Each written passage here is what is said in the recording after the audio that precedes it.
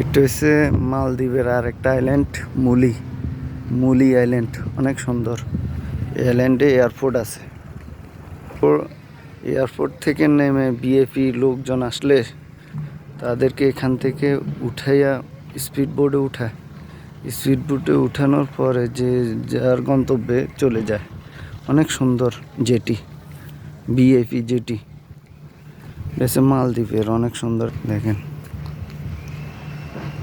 অনেক সুন্দর আইল্যান্ড, এক অপরূপ।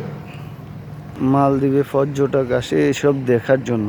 অনেক সুন্দর, শুধু পানি, নীল পানি দেখার জন্য মালদ্বীপে আসে ছুটে। ইউরোপ, ইতালি, জাপান, আমেরিকা সব জায়গা থেকে আসে।